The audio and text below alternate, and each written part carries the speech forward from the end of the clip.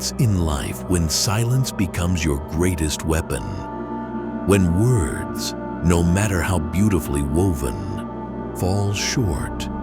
And yet, in those very moments, you stand powerful. You stand precise. You stand deeply unshakable. In the stillness, you become a force that cannot be measured by noise, but by the depth of your presence. And in that silence, you outsmart not by argument, but by essence. Nietzsche once said, "He who cannot put his thoughts on ice should not enter into the heat of dispute." This was not just a poetic phrase, it was a strategy, a philosophy, a whispered lesson to those who are brave enough to listen, to those who understand that intellect is not always the loudest voice in the room. Sometimes the most intelligent soul says nothing and wins.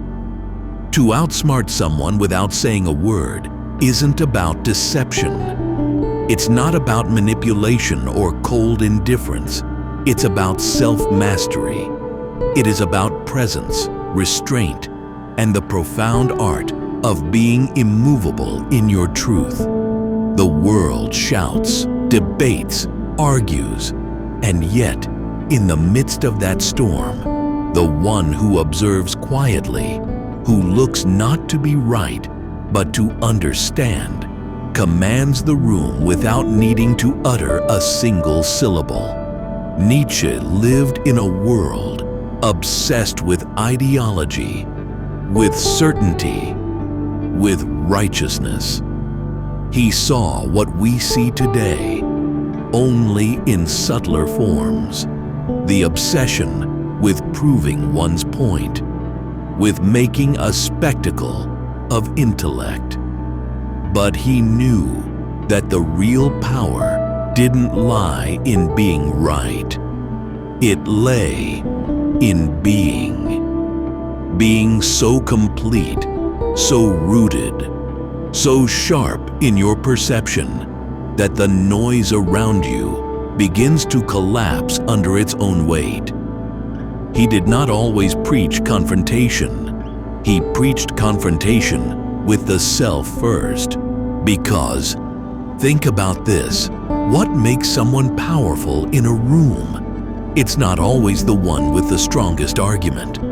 Often, it is the one who listens without flinching, who watches without blinking, who waits without needing to be seen. There is a quiet confidence that disarms the loudest egos. And it isn't passive, it's surgical. You see, to outsmart someone in silence, you must know yourself so deeply that you can see through others without trying to. You must know your values so fully that no argument, no insult, no challenge can pull you out of your center. You must be so comfortable in your own skin that you can observe every power play, every boast, every attempt at control, and not react. Because silence is not absence. It is presence at its most potent. It is the moment when you choose not to feed the fire. It is the space where you watch people reveal themselves in their desperation to be seen, to be right, to win. And in that space, you win without trying. Nietzsche's philosophy was built on the idea of the Übermensch, the higher man, the one who rises above the herd, not because he shouts louder, but because he dares to think differently. He dares to feel the solitude of truth. He walks alone, not out of pride, but out of clarity. And this clarity, this terrifying, beautiful clarity, is what gives him the power to stay still while others run in circles. The world, in its current state, rewards reaction. Someone insults you, and the expected response is to bite back. Someone disagrees, and we're told to argue. Someone lies, and we're encouraged to expose them. But what if your power was in not responding at all? What if, instead of defending yourself, you simply stood firm and let the truth do the talking? It requires discipline. It requires ego death. It requires the courage to be misunderstood. And that is no small task. We are taught to explain ourselves, to justify, to clarify, but to stand in silence, fully aware of who you are, while someone underestimates you, or mocks you, or tries to outplay you. That is mastery. That is Nietzschean in its most pure, raw form. Let me be clear. Silence doesn't mean weakness. It doesn't mean avoidance. It means you are fighting a different kind of war. One where your mind is your sword and your stillness is your shield. You listen, not to respond, but to expose the truth in others' words. You observe, not to judge, but to calculate. You remain quiet, not because you have nothing to say, but because what you know is too powerful to waste on unworthy arguments. Imagine standing in a room full of critics, full of noise, and you smile, not sarcastically, but knowingly. Not because you think you're better, but because you no longer need to prove that you are enough. That is the moment you outsmart the world. That is when people begin to shift in their seats, question their tone, wonder what you know that they don't. You haven't said a word, and yet you've shifted the energy in the room. Because your silence is rooted in awareness, not fear, in presence, not apathy, in power, not pride. Nietzsche believed in suffering, not for suffering's sake, but as a gateway, a necessary trial for greatness. And silence, too, is a form of suffering at times. It is the suppression of the ego's desire to strike back. It is the choice to transcend the need for validation. But through that quiet suffering, a new kind of strength emerges. A strength that cannot be taken, cannot be shaken, and cannot be rivaled. The greatest minds in history often said the least in crowds. They knew that truth didn't need defending, it only needed living. And when you live it fully, you become untouchable, not invincible, not perfect, but unshakably aware of your value. So how do you outsmart anyone without saying a word? You become so grounded in yourself that no insult can uproot you. You observe more than you speak. You wait longer than others are willing to. You make silence your strategy, not as a mask, but as a mirror. Because when you stop talking, people reveal themselves, their insecurities, their fears, their games, and when you remain unmoved, they begin to question their power. That is the moment of silent victory. Think of the last time someone challenged you, maybe even tried to humiliate you. Recall the instinct, the heat rising in your chest, the mental scramble to find the perfect comeback, the desire to not let them win. We've all been there. But what if in that moment you smiled inwardly and simply walked away? What if you let the insult echo in the air unanswered?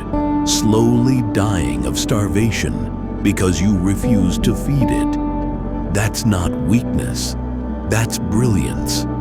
Nietzsche would have called this the expression of strength without violence, a demonstration of intellect without argument, a performance of superiority without theater.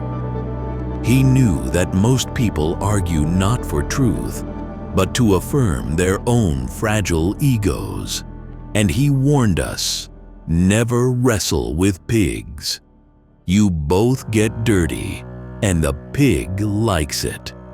When you understand this, you start to realize that most conflict is bait. People don't want dialogue, they want reaction. And when you don't give it to them, you deny them the validation of their own pettiness. This is how you outsmart them. Not with a sharper tongue, but with a higher frequency. You don't stoop, you rise, and in doing so, you leave them battling only themselves. Because in the end, silence is not the absence of voice, it is the resonance of truth. And truth doesn't scream, it stands. It is not about being the smartest person in the room. It is about being the most anchored. And that anchor comes from knowing yourself deeply, healing your triggers, and seeing the games people play without needing to participate. Nietzsche didn't want us to win arguments.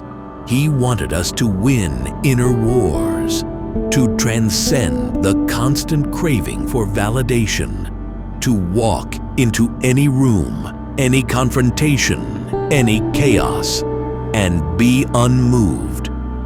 That is how you outsmart anyone without saying a word. You become the one who is hardest to provoke, hardest to define, hardest to shake.